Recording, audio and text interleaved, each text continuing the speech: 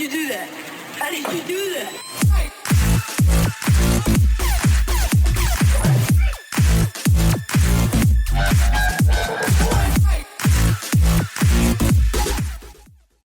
Welcome back everyone to another ESO video. Today is actually going to be about the upcoming content for the year 2020. We are receiving a brand new story for the entire year. So we're going to have 4 quarters like we did before with Elsewhere, except instead of sand, dragons, and cats, we're getting snow, Nords, vampires, and Skyrim. We are actually getting Skyrim. So we're going to go into the Greymoor section of the chapter later on in the year, and also that's announced to be Overland and Underland. We're getting underground content, as well as new skill lines where we get to go out into the wild, find special artifacts and types of cosmetics and emotes and shiny things that you can collect, and the new mythic items. Yes, you can wear one specific mythic item per character. You choose which ones you want to wear, obviously, if you unlock them, but there's new items with specific bonuses and effects to these particular items, so that will be interesting. We don't know anything more than that, but that has been announced. We also know that the first DLC is actually called Harrowstorm, and that's going to be 2 dungeons, heavily based upon, first of all, some witches, which we don't know too much about, which we'll find out obviously when we get it. And also the other is about a forgotten kind of burial ground, if you like. So those 2 dungeons are going to be explained. Obviously the developers did put forward their own video about that during the live stream, and I'm now going to present you with that so you can get their take on the upcoming first DLC of this year. This year-long adventure into the Dark Heart of Skyrim starts with Harrowstorm, which focuses on 2 dungeons, Ice Reach and Unhaul Grave. Discovering the mysteries in these 2 dungeons are a gateway to the larger Dark Heart of Skyrim. Ice Reach is this island in the middle of the Sea of Ghosts, and there's this mysterious storm swirling about. So an expedition was sent there to figure out what's going on, and they haven't returned. Once the player arrives on the island in search of the missing expeditionary force, they come across Lyris Titanborn, and they team up with her in order to discover what the witches are doing on the island and put a stop to this mysterious storm. As you travel across the island, you're going to come across multiple witches, each with their own type of magic. Some are going to use fire. Some are going to use electricity.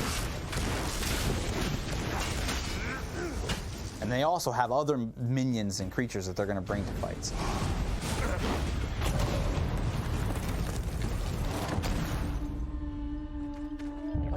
Unhaul Grave is this mass burial of bones that has been underground and sealed away for thousands of years by the Pyre Watch. And it's been so long that what exactly is down here is actually unknown to them.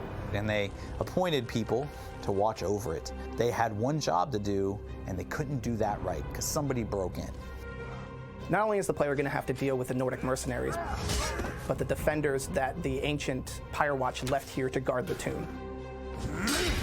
And you are discovering what was left down here and what the Nordic mercenaries are looking for.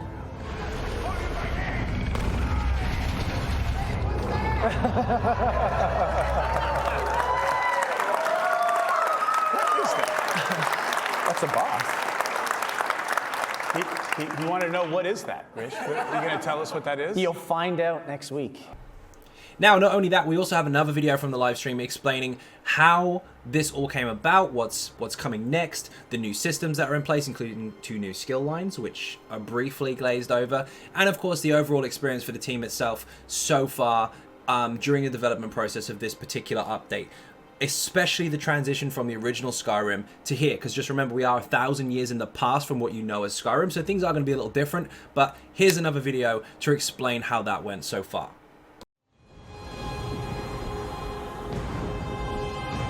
As a storyteller, it's always exciting to take existing locations, existing lore, expanding upon that, and then merging it with new places that we're creating. We've seen Eastmarch before. We've seen the Rift. Now we're going to see what's going on the western half of the continent. It's ruled by a guy named King Svargrim, who is not at all happy about the fact that he's got Yoren making friends with Dark Elves and Argonians. King Svargrim didn't join the Ebonheart Pact. He's operating on his own, and he's not kind of happy with the rest of Skyrim.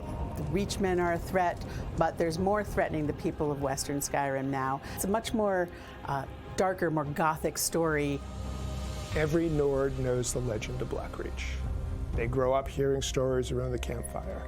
Nobody believes it's true.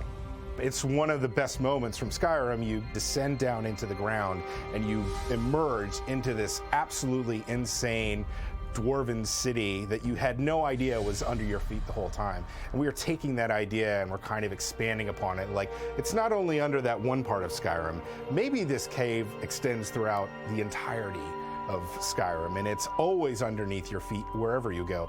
We know the Dwemer have been down here. What else has been down here? What other adventures are down here? So deep underground, out of the sunlight, of course you're going to encounter vampires. Vampires in Elder Scrolls, they aren't all evil, which is kind of scary too. Where did this strain of vampirism come from? What makes these vampires scarier than other vampires we've encountered before? We really wanted this part of Skyrim to really be familiar to people. If you're in Morthal, you know that if you go south, you're going to get to Labyrinthian. We want people to step into Solitude. We want people to remember those streets. I was going to flip a table if we didn't get to go to the Winking Skeever. Now, we didn't get to call it the Winking Skeever, but we still get to go there, and that was far enough for me. It feels like going home to a certain extent. Coming home and finding there's a new room waiting for you in the back of the house that's full of mystery, surprises, and a lot of danger. Now, of course, not only are we getting the dungeons, we are getting later content during the year. Now, the second quarter is going to be the chapter. We are actually receiving the Overland, Underland, Trial, and all that good stuff. We are going to be revisiting some old characters, including Lyris Titanborn. She is now back. She's going to be in the dungeons, first of all. That'll be the first time you see her. But going on through the year, Q3 and Q4 will stay fairly consistent with what we're used to. We'll get some dungeons and we'll get some story kind of DLC as a finisher, but as far as context is concerned for those, we don't actually know. There were some hints in the stream. I'm going to put a link in the description for that so that you can rewatch it if you really want to from start to finish, and you can actually hear what Rich Lambert and some of the team had to say about that. But this is exciting times overall. Skyrim, Nords, Lyris Titanborn, vampires, and well, we'll wait and see.